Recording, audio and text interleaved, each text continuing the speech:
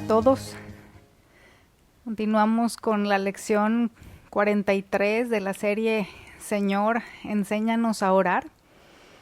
Y el título de el día de hoy es Y perdónanos nuestras deudas. Y el subtítulo es Su perdón. Pero antes de entrar propiamente en los distintos puntos que veremos en la enseñanza de hoy, quiero que primero vayamos a un repaso de los puntos principales que vimos la semana pasada para poder enlazar lo anterior con lo que tendremos a continuación y pues que también nos ayude a recordar aquellas cosas que estuvimos viendo y aprendiendo la semana anterior. En la enseñanza pasada hablamos de los siguientes puntos. Primero, que el no preocuparnos, afanarnos, angustiarnos, inquietarnos, acongojarnos y lo que se le parezca, es un mandato de parte de Dios, no una sugerencia. Lo segundo que vimos es que el perdón de nuestras deudas es algo sin lo cual no es posible disfrutar del resto de la provisión que Dios nos da día a día. Y en tercer lugar, vimos que deudas es lo que adquirimos con Dios por no darle lo que le corresponde. Y dicho así de manera muy resumida, muy concreta, es adoración y obediencia. Cuando no le damos esto que le debemos de dar, que le corresponde a Él, pues entonces estamos en deuda. Y vamos a leer nuevamente nuestra base bíblica de Mateo capítulo 6, en esta ocasión solamente el versículo 12, que dice, y perdónanos nuestras deudas, como también nosotros hemos perdonado a nuestros deudores. Deudas, la palabra deudas que aparece aquí en el ejemplo de la oración es un modo de expresar la ofensa por el pecado. En la ocasión que encontramos en Lucas que el Señor Jesús enseñó a sus discípulos a orar pidiendo perdón a Dios, les indicó que lo hicieran así. En Lucas capítulo 11, versículo 4, y perdónanos nuestros pecados, porque también nosotros perdonamos a todos los que nos deben. ¿Sí? Entonces, en esta enseñanza acerca de la oración que el Señor Jesús dio o que está registrada en el Evangelio de Mateo, habla de deudas, y en la que está registrada en el Evangelio de Lucas menciona pecados. Entonces, deudas es una manera de expresar la ofensa contra Dios por nuestro pecado. Y es esencial que tengamos claro el tamaño de este tipo de deuda, hermanos. Sí, le voy a leer lo siguiente. La deuda del pecado no se mide por la acción cometida o por quien la comete, sino por quien la recibe. Todo pecado es ofensa a Dios. Y mire, en Salmos, en el capítulo o en el Salmo 51, la primera parte del versículo 4, ahí el rey David, después de haber adulterado con Betsabé y haber mandado matar a su esposo, escribió, contra ti solo he pecado y he hecho lo malo delante de tus ojos. Entonces, todo pecado es ofensa a Dios. Continúo leyendo. Así que siendo Dios contra el que se comete todo pecado, cualquier acción contraria al Dios infinito se convierte en infinita, y para su perdón se exige un pago de valor infinito, la vida de su Hijo. Como seres humanos, no tenemos la capacidad para pagar nuestras deudas para con Dios. Nos resultan impagables. Y como el tamaño de la deuda es determinada por aquel contra quien la cometemos, aunque hayamos vivido antes de conocer a Cristo una vida de lo más decente, y esto dicho entre comillas, ¿verdad? Así hayamos vivido en una esfera de cristal y sin exponernos a muchas cosas malas o pecaminosas o perversas de esta vida. La realidad es que aún si hubiésemos cometido solamente un pecado, la Escritura enseña en Santiago capítulo 2 versículo 10, pues el que obedece todas las leyes de Dios menos una, es tan culpable como el que las desobedece todas. Así que hermanos, si hubiésemos desobedecido en una sola cosa, sigue siendo una deuda infinita y por tanto impagable, que nos es perdonada en base al pago de una vida de valor infinito realizado a nuestro favor. El Señor Jesús dijo que aquel a quien mucho se le perdona, mucho ama. Y es importante, hermanos, que cuidemos de no catalogar al pecado por tamaños y nuestra deuda menor que la de otros, porque la deuda de todos es igual de impagable para cada uno. Más bien centrémonos en amar mucho al que mucho nos ha perdonado. Y bueno, regresaremos al tamaño de las deudas más adelante en la serie, en otra lección, pero algo que me parece esencial que podamos no solo tener claro, sino siempre presente, es la importancia de que no acumulemos deuda. Mire, así como la petición del pan es para nuestra necesidad diaria, necesitamos reconocer y tener presente que pedir perdón al Señor y ponernos a cuentas con Él también es una necesidad diaria. Tan es así que, como vimos en la lección pasada, la petición por el pan diario y la petición por perdón están conectadas por una I, ¿sí? Necesitamos pedir su ayuda y ejercitarnos para no pasar por alto cuando pecamos, hermanos. Yo entiendo que podemos traer una inercia y que quizás por años de vivir nuestra vida caminando con el Señor sin tomar esto en consideración, sin darle la suficiente importancia, el peso que tiene, podemos no estar ejercitados en esto, pero necesitamos pedirle su ayuda para que podamos identificar y en el momento, con la ayuda de su Espíritu, que cometemos una falta, que pecamos contra Él, podamos reconocerlo para pedir perdón de inmediato, hermanos, de ser posible.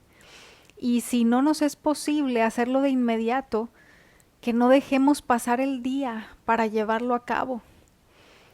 Hay una serie de cosas que suceden cuando el pecado interrumpe nuestra comunión con Dios y necesitamos venir a Él para ser perdonados y limpiados. Y bueno, ya en otra lección hablaremos de esto más a detalle, pero por lo pronto cuidemos ir al corriente y no acumular deuda, hermanos. Ahora, veamos algunas preguntas a las que daremos respuesta en la enseñanza de hoy. Primero, ¿qué es el perdón de Dios? Segundo, ¿cómo lo podemos recibir? En tercer lugar, ¿es por solo decir perdónanos nuestras deudas que recibimos su perdón? Y cuarto y último, ¿pueden ser perdonados todos los pecados o solo algunos? Y bueno, quizás no todas las preguntas le habían surgido a usted a lo largo del camino, quizás algunas de ellas solamente o quizás la totalidad. El punto es que en el transcurso de la enseñanza de hoy daremos respuesta a cada una de ellas y pues Si usted se había hecho estas preguntas y se las había respondido, podremos podremos corroborar si estábamos en lo cierto o si necesitamos hacer ajustes al respecto. Y vamos a ir a la primera, ¿sí? Hay, hermanos, 7 palabras en las Escrituras que denotan la idea de perdón, tanto en el Antiguo como en el Nuevo Testamento. Algunas se usan para hablar del perdón de Dios y el de los hombres. Otras exclusivamente aluden al perdón de Dios. La denotación de las palabras hebreas es cubrir, llevar o quitar la culpa y perdonar. En el griego, una de las palabras que se usa solamente una vez significa perdón. Otra más que aparece una única ocasión sugiere la idea de pasar por alto.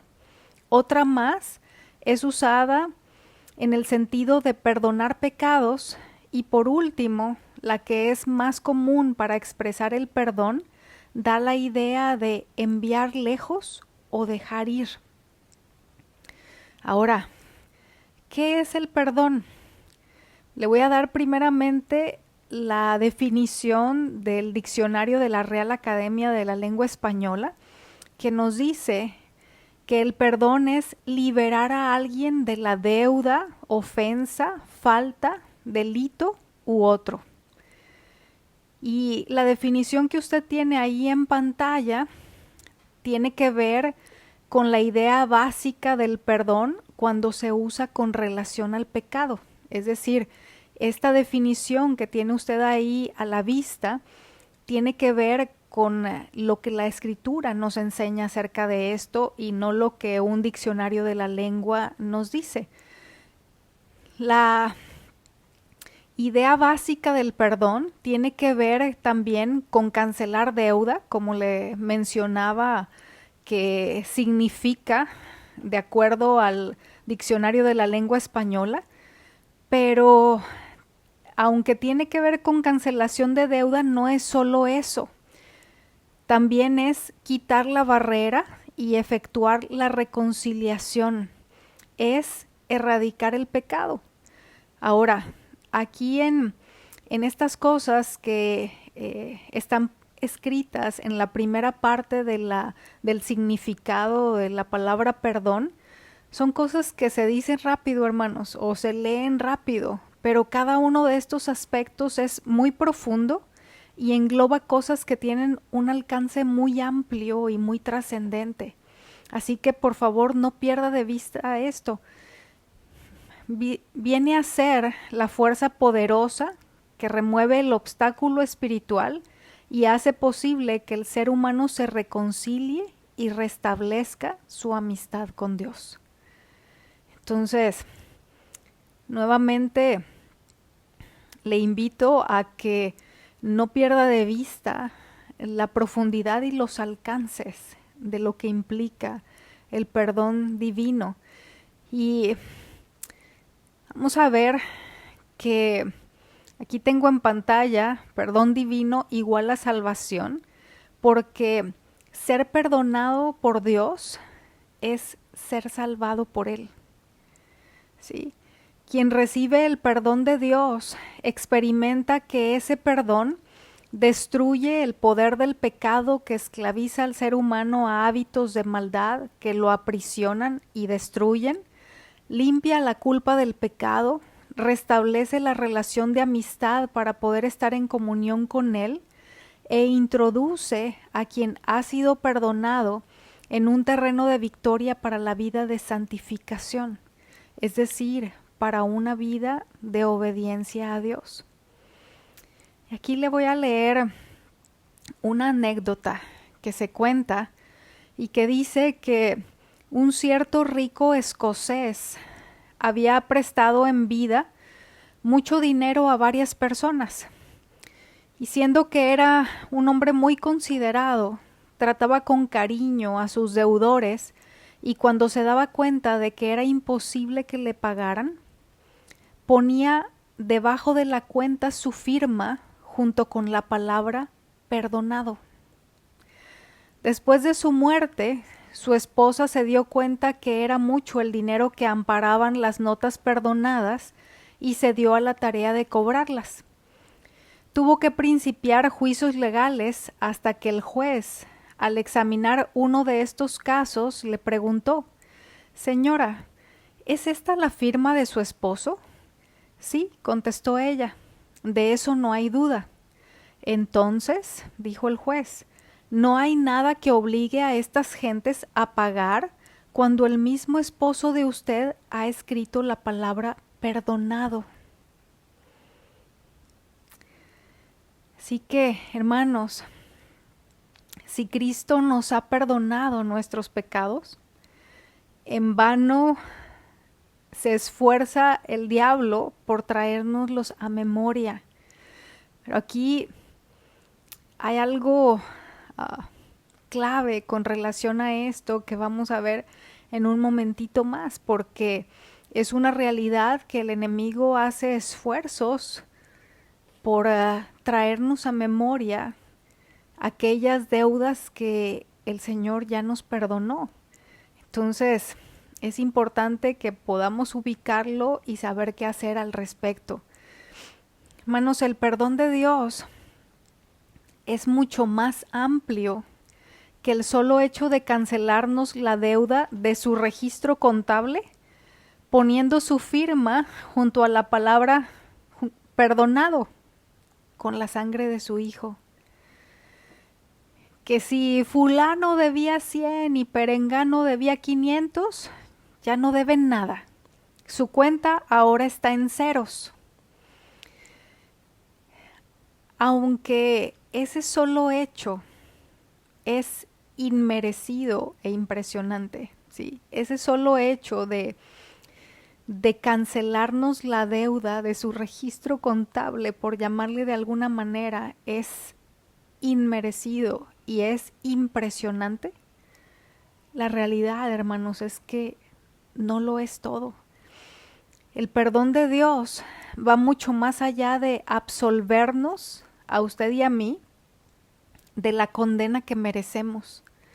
Mire, si un preso ha violado las leyes humanas en tal medida que la cantidad que debe a la sociedad le ha generado una condena de muerte y por alguna razón es absuelto, aunque la deuda le sea cancelada, la culpa por sus ofensas y faltas no le es quitada. Podrá salir de la cárcel, pero la culpa la llevará consigo porque sigue siendo culpable. Es el castigo o condena lo que ha desaparecido, pero no la culpa. Hermanos, el perdón de Dios es más que absolución. El perdón de Dios significa que también el pecado ha desaparecido. El pecador, además de recibir la cancelación de la deuda y la absolución del castigo que ésta demanda, ha sido limpiado. Sí. Vamos a leer Colosenses capítulo 2, versículos 13 y 14, que dicen: ustedes estaban muertos a causa de sus pecados y porque aún no les habían quitado la naturaleza pecaminosa. Entonces Dios les dio vida con Cristo al perdonar todos nuestros pecados. Ahí la palabra pecados también se podría traducir como delitos, que es como aparece en algunas versiones. Sigo leyendo. Aún, versículo 14, Él anuló el acta con los cargos que había contra nosotros y la eliminó clavándola en la cruz. Entonces, hermanos, si ustedes observan lo que dice aquí esta porción de la Escritura, habla del perdón de no solo algunos de nuestros pecados, sino de todos ellos, aún los que humanamente hablando, desde nuestra perspectiva, podríamos catalogar como imperdonables. Los pecadores estábamos muertos en nuestros delitos, pero Dios nos ha dado vida juntamente con Cristo al perdonarnos todos nuestros pecados, todos nuestros delitos. Nuestros pecados son perdonados por el sacrificio de Cristo. Y en Primera de Juan, capítulo 2, versículo 12, nos dice: les escribo a ustedes que son hijos de Dios, porque sus pecados han sido perdonados por medio de Jesús. Así que, hermano, hermana, si usted ha venido luchando con la culpa debido a que el acusador, es decir, el enemigo, Satanás, o aún su propio corazón, ponen delante suyo su propia imagen con un letrero al frente que dice culpable, ¿sí? Yo al estar meditando en esto recordaba esas fotografías en las que se ven los delincuentes con un letrero, ¿sí? Con un letrero sostenido por sus manos con el número que les han asignado, y que es un registro de su culpabilidad. Entonces, si el enemigo o aún su propio corazón han traído a la propia imagen suya como de alguien puesto de esa manera, ¿sí? Con un letrero que dice culpable, necesita asegurarse de haber abrazado de corazón la verdad de la palabra que acabamos de leer, ¿sí? Y proclamar con convicción al engañador, ¿sí? Al enemigo, a Satanás y a su propio corazón, que también puede ser engañoso, y es lo que la palabra nos dice, que sus pecados han sido perdonados por medio de Cristo Jesús, si es que usted ha puesto su confianza en Él. Entonces, si ha estado luchando con esto, tiene de parte de Dios la provisión para que eso ya no sea un factor de lucha, porque el perdón de Dios también cubre esa parte de nuestra necesidad.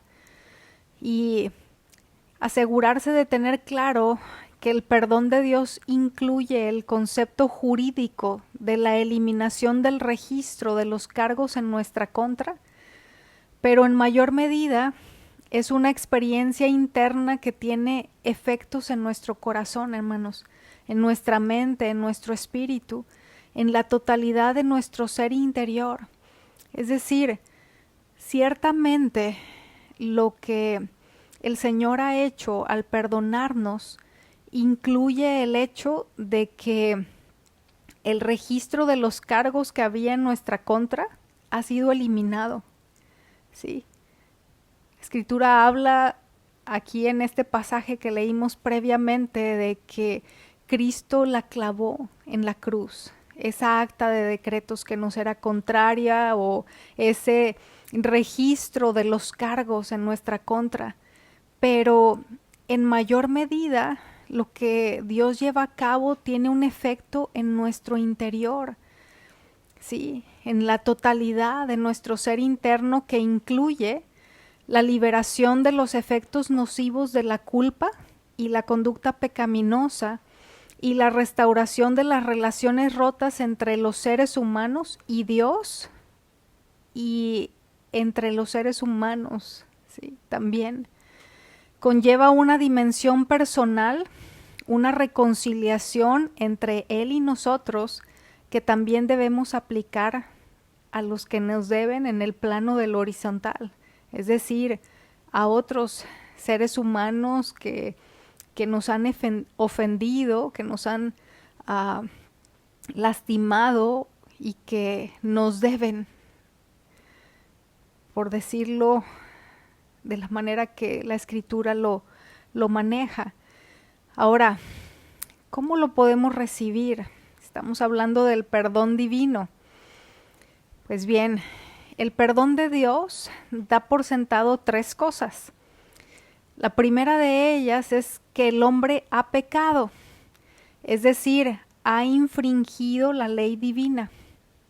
En segundo lugar, que ha reconocido su falta y está arrepentido.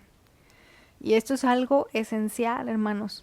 En la siguiente lección ahondaremos en esto del arrepentimiento, pero por lo pronto quiero mencionar que no se trata de un pedir perdón de manera superficial.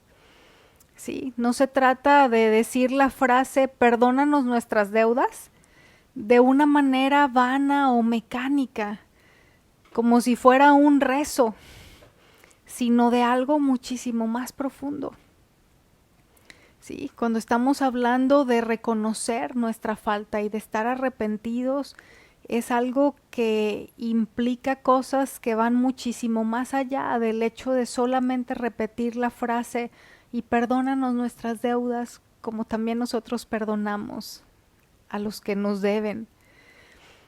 Y en tercer lugar, que Dios en su amor y en su gracia ha remitido la culpa.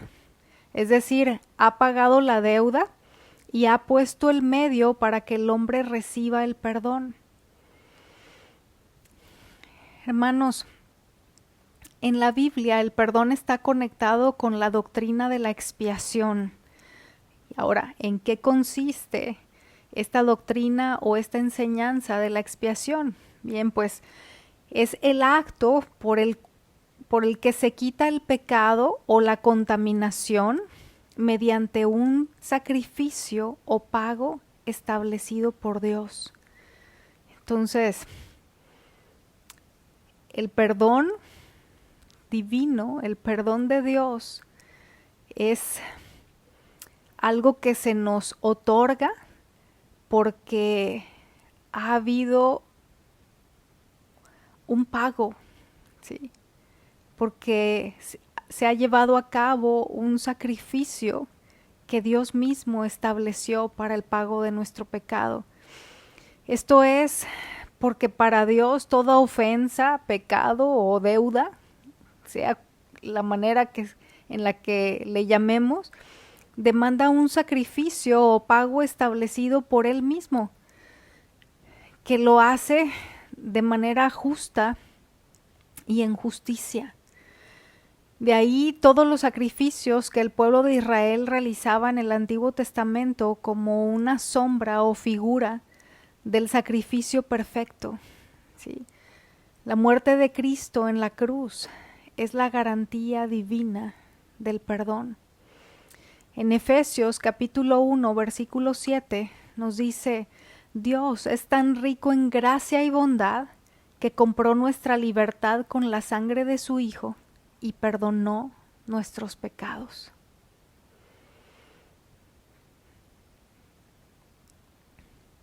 En tercer lugar, ¿recibimos su perdón por solo decir perdónanos? La respuesta es un rotundo no. En Romanos capítulo 3, la primera parte del versículo 25 y la segunda parte del versículo 26 dicen lo siguiente: pues Dios ofreció a Jesús como el sacrificio por el pecado. Las personas son declaradas justas o no culpables a los ojos de Dios cuando creen. Y aquí les subrayo estas palabras. Cuando creen que Jesús sacrificó su vida al derramar su sangre. Dios hizo todo eso para demostrar su justicia, porque Él mismo es justo e imparcial, y declara a los pecadores justos a sus ojos cuando ellos creen en Jesús. Así que, en primer lugar, hermanos, aquí vamos a distinguir dos cosas, ¿sí? La pregunta es si recibimos el perdón de Dios por el solo hecho de decirle que nos perdone o de pedirle que nos perdone. Y la respuesta es que no. Pero hay una respuesta diferente dependiendo de si se trata del perdón de Dios cuando no hemos sido salvados aún, cuando estamos en condenación, cuando no hemos nacido de nuevo, cuando aún no hemos sido adoptados como sus hijos, ¿sí? Es decir, el perdón de Dios para salvación, lo que requiere de nosotros es creer. Y es lo que leímos en esta porción de la Escritura, que es uno de los pasajes en donde se nos enseña acerca de esto. Cuando usted y yo estábamos separados de la vida de Dios, o como dice la Escritura, muertos en nuestros delitos y pecados, recibimos el perdón para salvación por su gracia al creer a lo dicho por Dios, por aceptar como cierto, ¿sí?, como verdadero el mensaje de las buenas nuevas de salvación por medio de Cristo. Y la otra parte es ya ahora como creyentes, ¿sí? Ya ahora como creyentes recibimos el perdón de Dios para nuestras deudas, nuestras ofensas, nuestros pecados contra Él, por confesar nuestro pecado. Primera de Juan, capítulo 1, versículo 9, dice, si confesamos nuestros pecados, Él es fiel y justo para perdonarnos los pecados y para limpiarnos de toda maldad. ¿Sí? Ahora, aquí esta porción de la Escritura está dirigida a creyentes, a nacidos de nuevo, a hijos de Dios. Entonces, para quienes ya somos hijos de Dios, lo que se requiere para el perdón de nuestros pecados es que se los confesemos a Dios, no que solamente le digamos perdónanos. Y bueno, ya vamos a ver más a detalle acerca de esto en otra lección, pero lo que quiero mencionar es que ambas requieren arrepentimiento, ¿sí? Tanto el perdón para aquellos que necesitan salvación, como para aquellos que necesitamos ya como hijos, ya como salvados, el perdón de nuestros pecados, necesitamos que haya un arrepentimiento, que haya un cambio de la manera de pensar propia para hacer nuestra la manera de pensar de Dios. Y como le decía hace un momento, vamos a estar hablando a detalle en la siguiente lección acerca de esto, del arrepentimiento, de la confesión de pecados, pero por lo pronto es importante que vayamos ubicando esto que le menciono para poder ir eslabonando con lo siguiente que vendrá. Y en cuarta y última pregunta es, ¿pueden ser perdonados todos los pecados? La respuesta es todos. Aún los más terribles y escandalosos, todos. Aún aquello tan horrible que hice. Mira, hermano, hermana, aunque nuestro pecado se remonte hasta el cielo, la palabra enseña que hasta los cielos llega la misericordia de Dios. La misericordia suya se extiende incluso a la blasfemia, que es el pecado que profana directamente el nombre y el honor de Dios. La Escritura nos habla acerca de que Pablo había sido blasfemo, pero también nos dice que fue recibido a misericordia ahí en 1 Timoteo capítulo 1 versículo 13. Entonces, la Escritura enseña que todos los pecados, menos uno, pueden ser perdonados. ¿A cuál me refiero? A la blasfemia contra el Espíritu Santo.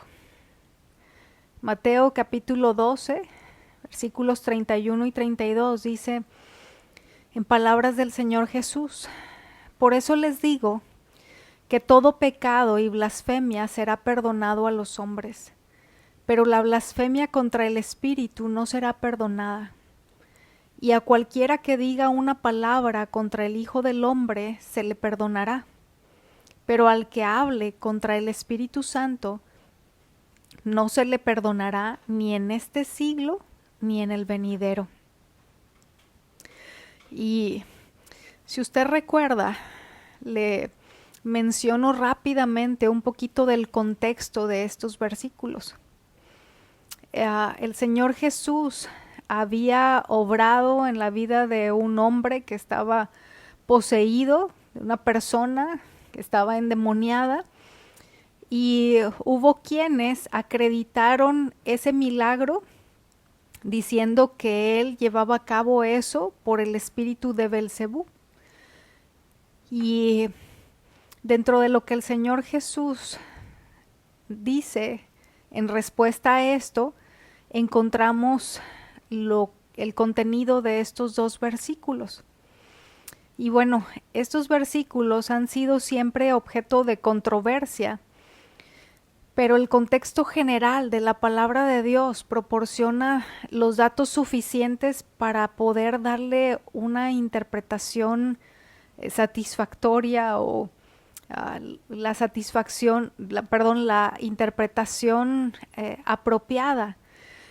No se trata aquí de hablar contra una persona divina, ni de resistir a la operación del Espíritu Santo en el corazón de un incrédulo. ¿Sí? No es de eso de lo que está hablando.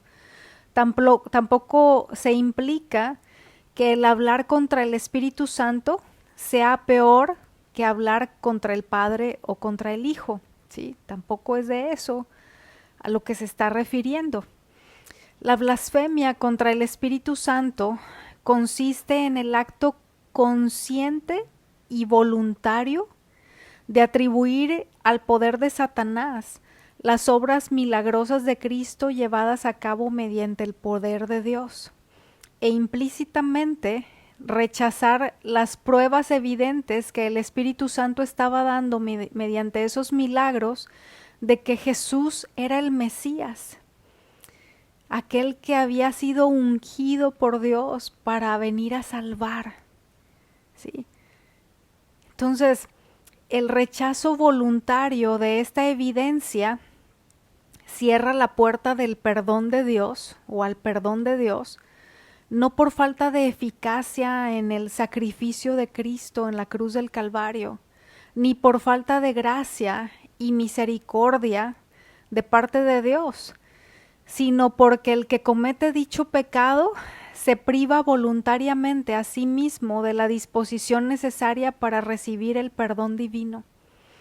Es decir, aquel que se priva de manera voluntaria a sí mismo es aquel que se rehúsa a arrepentirse y a creer, que se rehúsa a dejar su manera de pensar, a dejar de aferrarse a sus argumentos para abrazar los argumentos de Dios, creyéndolos, ¿sí? Poniendo su confianza en lo que Cristo hizo para el perdón de los pecados.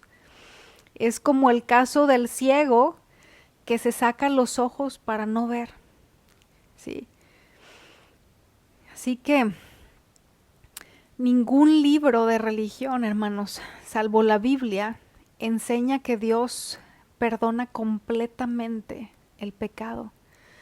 En Efesios 4:32 dice que Dios nos ha perdonado por medio de Cristo.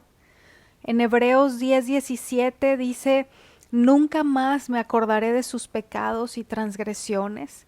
En Colosenses 2:13 dice: ustedes estaban muertos a causa de sus pecados y porque aún no les habían quitado la naturaleza pecaminosa. Entonces Dios les dio vida con Cristo al perdonar todos nuestros pecados. El perdón que Dios da es un perdón pronto, ¿sí? Y de buen grado. como podemos verlo en la parábola del hijo pródigo. Y es por solo mencionar algunas porciones de la Escritura entre muchísimas que encontramos de principio a fin, tanto en el Antiguo Testamento como en el Nuevo, acerca de la realidad de que Dios es un Dios perdonador. Y en conclusión, hermanos, el perdón de Dios cancela la deuda, quita la barrera, efectúa la reconciliación y erradica el pecado. El perdón de Dios viene a ser la fuerza poderosa que remueve el obstáculo espiritual y hace posible que el ser humano se reconcilie y restablezca su amistad con Dios. En segundo lugar, podemos recibir su perdón al creer al mensaje de las buenas nuevas de salvación y al confesar nuestros pecados. En tercer lugar, podemos ser perdonados de cualquier pecado, excepto de aquel que cierra la puerta para recibirlo. Es decir, del voluntario rechazo a creer en la obra de convicción que el Espíritu Santo vino a realizar. Y ya por último, algunas preguntas para reflexionar. ¿Hemos luchado con la carga de la culpa aún como creyentes? Pues bueno, esto es para que cada uno nos preguntemos y respondamos cómo estamos en este sentido, hermanos. Si es algo con lo que seguimos luchando a pesar de que hace años que experimentamos la salvación de Dios. Pues yo espero que lo que vimos el día de hoy le ayude para poder tener claro lo que Dios piensa, lo que Dios establece al respecto y abrazarse de aquello que el Señor pone a nuestra disposición y de todo lo que incluye su perdón, para no cargar con cosas que no es el deseo de Dios que llevemos a cuestas. En segundo lugar, otra pregunta para reflexionar: ¿hemos verdaderamente abrazado la verdad de Dios respecto de su perdón y estamos disfrutando de todos los alcances que éste tiene? ¿O solamente de una partecita? Porque yo no sé si a usted le está pasando o le ha estado pasando mientras hemos venido avanzando en la enseñanza del día de hoy, pero para mí ha sido un aprendizaje respecto de algunas cosas que no alcanzaba a dimensionar la profundidad y los alcances del perdón de Dios. Entonces, pues el preguntarnos si verdaderamente hemos abrazado la totalidad de la verdad de Dios respecto de su perdón, y si a lo largo de nuestros años de caminar con Él hemos disfrutado de todos los alcances que éste tiene, o si nos hemos privado de parte de ellos. Será importante que revisemos lo que habíamos creído y que corrijamos donde sea necesario alinearnos a la verdad de Dios. El perdón de Dios está disponible para aquellos que deseemos vivir exclusivamente para Él, pero que por diferentes razones nos quedamos cortos. No está a disposición de los que deciden vivir en pecado y luego pretenden manipular a Dios para que los perdone. Bueno, oremos. Muchas gracias, Señor, por hacer posible el perdón de nuestra deuda infinita por medio del pago de valor infinito que realizaste en el sacrificio de tu Hijo. Te ruego que nos ayudes a dimensionar en mayor medida todo lo que llevas a cabo en nuestras vidas y nos es dado con tu perdón. Y a amarte mucho, porque tú nos has amado, porque nos has perdonado mucho más que mucho, Señor. En Cristo Jesús. Amén.